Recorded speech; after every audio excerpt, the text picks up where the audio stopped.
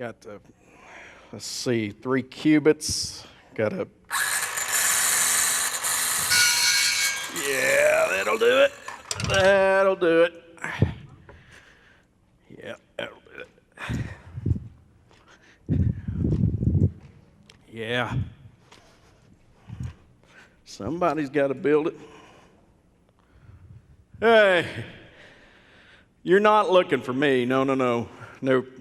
You're looking for the head man, the guy in charge. You're looking for Joseph Davidson. He's the head of this thing. I don't do pricing. Yeah, old Joseph, he's the guy who started this company. My name's Ameth. That's Hebrew for truth. They say that name fits me because I'll tell you one thing. I'll tell it like it is. That's what I'll do. And I'll tell you, I've enjoyed working for Joseph. He's been a good guy all this time. Joseph, you may not know much about Joseph Davidson. Joseph was, he's a good old boy. He came from Bethlehem. It's about six miles south of Jerusalem. And a bunch of cave dwellers down there. I said that there's a bunch of cave dwellers down there. Yeah, that's what I thought. And so he ends up in Nazareth working with me because there's just no work down there. So we end up migrating a little bit, traveled up from Jerusalem, ends up in Nazareth. And of course, we got a lot of wood, so a lot of work. You got to build your house in Nazareth. But he's a good dude, old Joseph. Nice guy. Of course, he has to be a nice guy. He's a Davidson. That may not mean much to you all, but he's of the lineage of David, the king. And man, David was a man after God's own heart. And I will tell you, Joseph, he is too. I'll tell you, he's just one of the fairest guys you'll ever meet. And it's hard. Nazareth's not the easiest place to get along and build your reputation. A little small town, everybody knows each other. In fact, we're pretty hard on people. In fact, if you're not one of ours, you usually don't do too well in Nazareth. But Joseph was such a good man. In fact, they say about Nazareth, there's nothing good that can come out of Nazareth. Well, there was something good that came into Nazareth, and that was old Joseph. And so he and I started working together. He started his business. The business was going well. Things were going. He was building. A good carpenter. He's a fair man. And then something happened. The old love bug hit him. Yeah, he got wrapped up. He was just googly-eyed for this girl named Mary. Oh, man, you wouldn't believe it. I knew her before he did. She's a good girl. Good girl, good family. Just good folks. And, she had a good reputation, great person in the area. When Joseph met her, I guess she was about 14 years old. Yeah, and anyway, he was so smitten with Mary, so excited about Mary, that he decided to talk to her daddy and enter into a betrothal. Now, you may not know what that is. You may not know what that's all about, but I'll just kind of tell you a little bit about it because you're not from around here. But here's what ends up happening. You and this little girl that you're going to marry and her daddy, y'all sit down together and you kind of start to navigate what your assets are going to look like once you get married.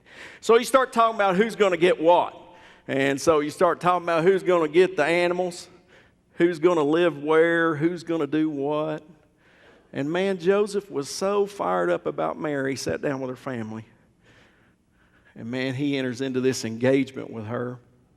And man, that's really when I came on to work with him, because he started building her house. He started really building that house and working on that. And so he brought me on. I started helping out a little bit. And so I started working with him, and it was a lot of fun just helping him out. And I thought those kids were going to do well, and then all of a sudden, the thing just went ice cold. Mary stops talking to him. He starts coming to work, talking about how she's acting funny. He's just talking about how she wasn't being herself anymore. And so he and I were getting ready to go to Capernaum. Hold on. Lost my equipment here. he and I were getting ready to go to Capernaum, do a little work, and so what ended up happening was, he's up there, he's all upset. All he does is talk about Mary and how she wouldn't talk to him. He keeps saying to me, he's like, a mess, she's different. She's acting different now. She's a different kind of person. And so, he goes, we finish the job, he comes back, and he sits her down, and he says, you know what? I can't take it anymore. What's wrong, Mary? You don't believe what this girl tells him. She's 15 years old. She turns. She starts crying. And she says, Joseph, I'm pregnant. 15, engaged, and pregnant. So Joseph comes to work and he tells me about this, and I told him exactly the thing you should tell him too. He was going to ruin his life if he stayed around with that girl. It was going to crush the business. Nobody wants to work with a guy like that. Marries a girl, gets pregnant before marriage. Nobody wants to be involved in that. I told him, the Old Testament law says that he could tell the elders in Nazareth to get some rocks and stone her. And that's exactly what he should have done. That's what I told him. I said, you shouldn't get wrapped up with this girl, Mary. Joseph, you're a good man. This girl may have made a mistake and ruined her reputation. She doesn't have to ruin yours. Joseph's a slow decision maker. He kind of mulled it over. He pouted a few days and get this. You know what this girl said? Mary ends up telling him. Mary tells him that not only is she pregnant, but God, through the power of the Holy Spirit, got her pregnant. Yeah. Take that to Sunday school, right? Hey, Mom, hey, Dad, I'm pregnant. Don't worry. God made it happen. Good grief. But Joseph was a man of faith, and it offended him. It would have offended me. I can't even imagine what it would be like to have that, to go through that. So all the guys that were working, we all got together. We told him he ought to go to the elders. It was time to do something. He was going to affect the economy there in Nazareth if he married this girl. We said that's enough. But this little love story gets even more interesting. So he's gone for a few days on a different job. And here's what he does. He comes back. And when he comes back, get this. He tells me he's asleep. And while he's asleep, an angel of the Lord comes to him. And the angel tells him that Mary is telling the truth.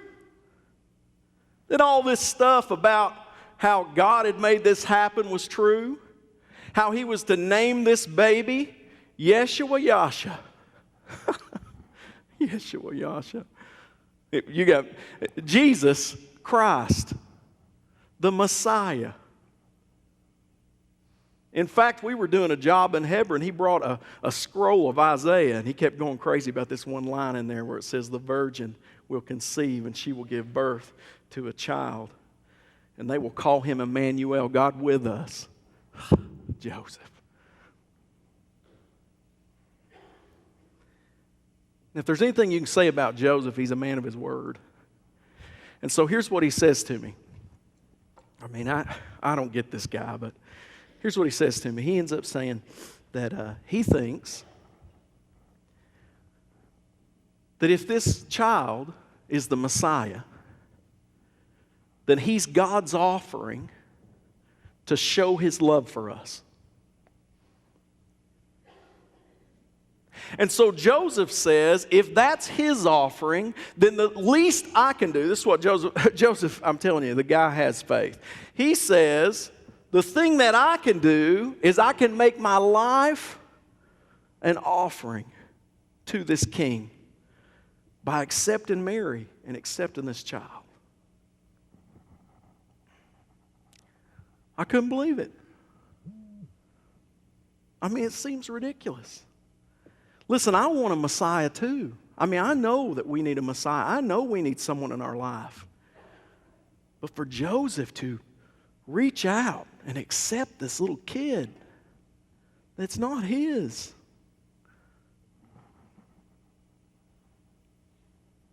Kind of crazy.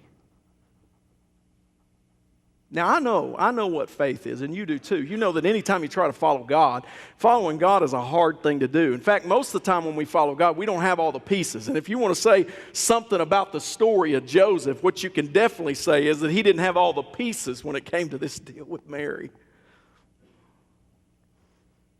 So I guess I can commend him for his faith on that side. No doubt about that. So anyway, they're still together.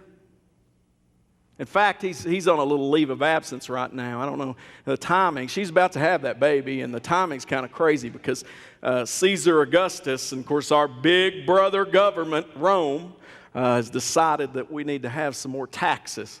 And so basically he decided he can't tax you unless he knows who you are. And so he's saying all the men of the area have to go back to their hometown. And when they go back to their hometown, they have to register, and then they have to pay their taxes based on where they're at. So he's heading back to Bethlehem. Now, what's crazy about it is he didn't want to leave Mary because things just still aren't great with Mary's parents. And, of course, Nazareth, I told you, is a small place and a tough place. And so he was just really uncomfortable with the whole idea of leaving her here and letting them judge her. And so she's going back with him. How incredible. I mean, if this is true,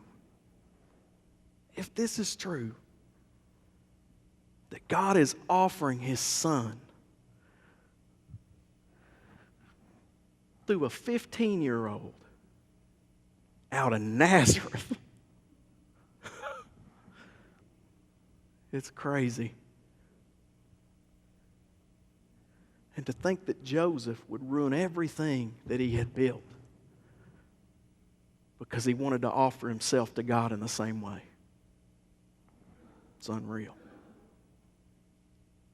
I've even heard rumor that if this little baby is who they say he is, that there are these kings and these philosophers who are getting together to take an offering to him too. You imagine that? Giving a bunch of real expensive stuff to a little baby king? That's ridiculous. You know what would be a hoot? I'll tell you what, I'd love this. What if Mary ends up having that baby down in Bethlehem? Oh, boy, that'd put little Joseph Davidson in a pickle, wouldn't it? Y'all take care.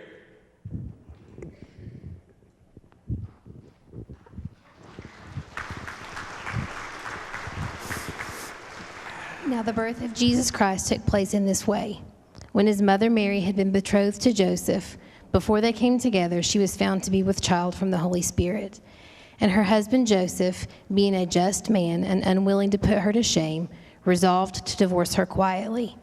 But as he considered these things, behold, an angel of the Lord appeared to him in a dream, saying, Joseph, son of David, do not fear to take Mary as your wife, for that which is conceived in her is from the Holy Spirit. She will bear a son, and you shall call his name Jesus, for he will save his people from their sins. Matthew 1:18 through 21.